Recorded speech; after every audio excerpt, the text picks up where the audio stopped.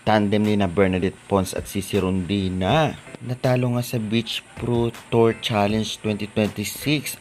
Grabe.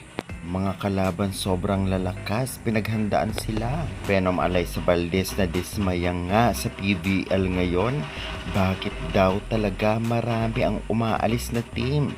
Yan ang ito topic natin this video. Kaya before that guys, please naman, huwag niyong kalimutan mag-like, comment, and subscribe. Pa-hit the notification bell for more PBL UAAP volleyball updates dito sa Pilipinas. Maraming salamat sa support.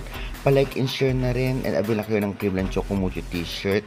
At may discount kapag ginamit ang aking link. Thank you. Maraming salamat po pala sa tulong na ibinigay nyo sa aking kapatid. Grabe. Si Lord na lamang po ang bahalang magbigay sa inyo ng blessing o ibalik sa inyo ang blessings na ito. Ang nasa screen po ay sila po yung mga taong kusang tumulong at grabe. God bless na lamang po kung sino man po kayo.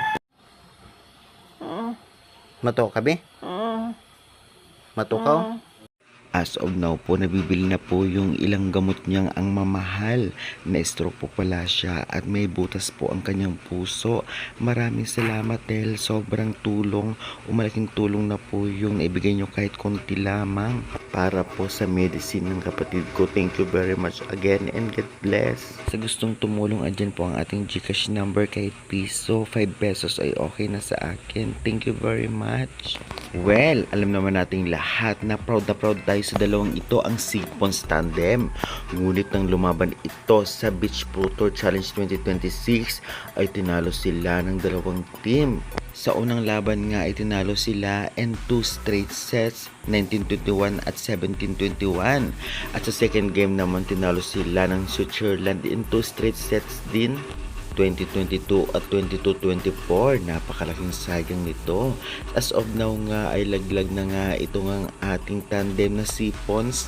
Ngunit nakaka-proud sila, lalong lalo pa hindi basta-basta ang pinasukan nilang laro dahil Beach Pro Tour ito kung saan napakalalakas talaga ng kanilang makakaharap. Ganun pa man, sa kilawang laban ay dikit ang scores, kaya congratulations pa rin si Sorendina at Bernadette Pons.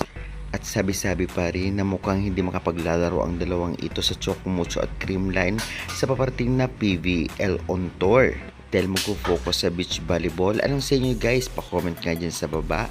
Samantala, Alyssa Valdez nagsalita na about nga sa nangyayari sa PVL. Bakit daw marami ang umaalis? Dapat daw madagdagan ang mga team, ngunit parang nababawasan. Medyo nismaya nga si Venom, ngunit alam naman natin lahat na malay natin sa mga susunod na conference ay dumami ang mga teams dahil sa kanyang sinabi. Kaya guys, anong sa inyo? Pa-comment, pa-subscribe for more volleyball updates.